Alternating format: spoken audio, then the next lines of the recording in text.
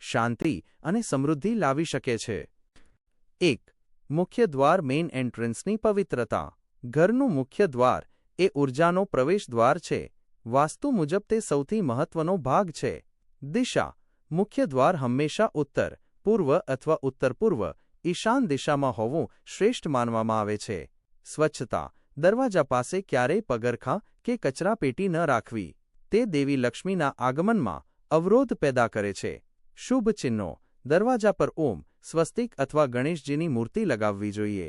તોરણ: આસોપાલવ કે આંબાના પાનનું લગાવવું અત્યંત શુભ છે। 2. ઈશાન ખૂણો, નોર્થ ઈસ્ટ અને પૂજાઘર। ઈશાન ખૂણો એટલે કે ઉત્તર-પૂર્વ દિશાને દેવતાઓનું સ્થાન માનવામાં આવે છે। ભાર ન હોવો જોઈએ। આ ખૂણામાં ક્યારેય ભારે સામાન, સીડી કે શૌચાલય ન હોવું જોઈએ। આ ભાગ હંમેશા હલકો અને ખુલ્લો રાખવો। મંદિરની સ્થાપના: પૂજાઘર હંમેશા ઈશાન ખૂણામાં જ બનાવવું। પૂજા કરતી વખતે આપણું મુખ પૂર્વ કે ઉત્તર દિશામાં હોવું જોઈએ। જળ તત્વ: અહીં નાનું ફુવારો કે પાણીનું માટલું રાખવાથી માનસિક શાંતિ મળે છે।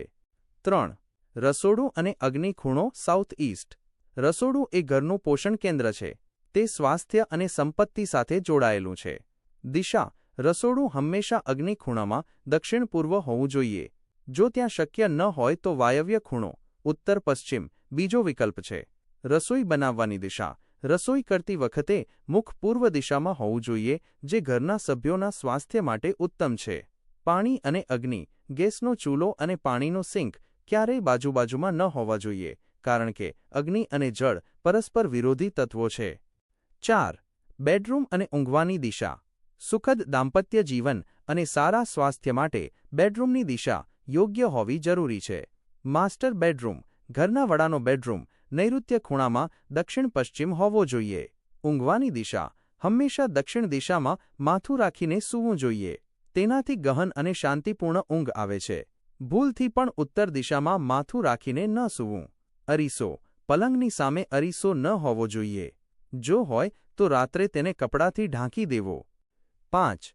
બેઠક રૂમ લિવિંગ રૂમની ગોઠવણી: બેઠક રૂમમાં મહેમાનો અને પરિવારના સભ્યો સમય વિતાવે છે, તેથી ત્યાં ઊર્જાનું સંતુલન જરૂરી છે।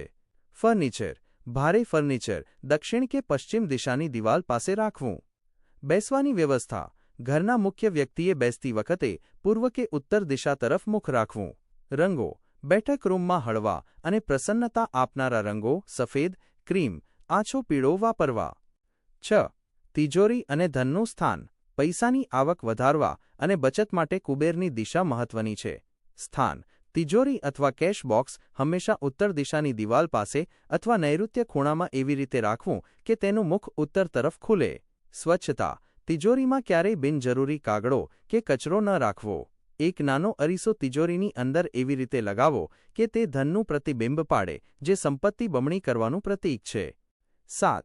નૈઋત્ય ખૂણો, સાઉથ વેસ્ટ અને સ્થિરતા: આ ખૂણો પૃથ્વી તત્વનું પ્રતિનિધિત્વ કરે છે, જે જીવનમાં સ્થિરતા લાવે છે।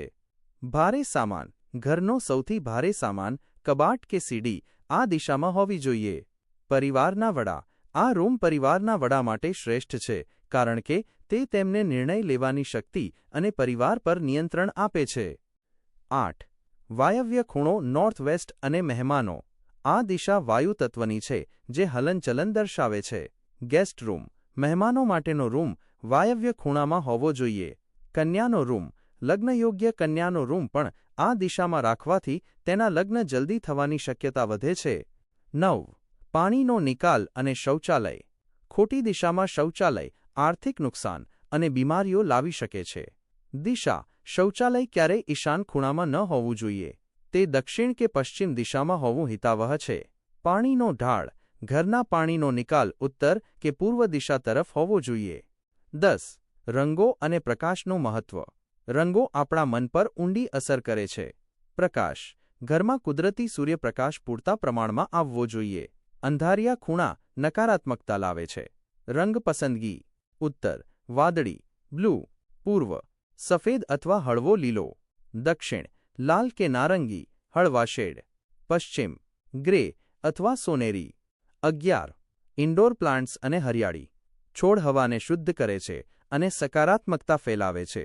તુલસી: ઘરના આંગણામાં કે ઈશાન ખૂણામાં તુલસીનો છોડ અચૂક હોવો જોઈએ. Money plant. ઘરની અંદર આર્થિક વૃદ્ધિ માટે મની પ્લાન્ટ રાખી શકાય. વર્જિત છોડ. કાંટાવાળા છોડ, કેક્ટસ કે જેમાંથી દૂધ નીકળતું હોય તેવા છોડ ઘરમાં ન રાખવા જોઈએ, કારણ કે તે તણાવ પેદા કરે છે. નિષ્કર્ષ. વાસ્તુશાસ્ત્ર એ માત્ર અંધશ્રદ્ધા નથી, પરંતુ તે પ્રકૃતિના 5 તત્વો પૃથ્વી, જળ, અગ્નિ, વાયુ અને આકાશને સંતુલિત કરવાનું વિજ્ઞાન છે. આ 11 ટિપ્સનું પાલન કરીને તમે તમારા ઘરમાં સુખદ પરિવર્તન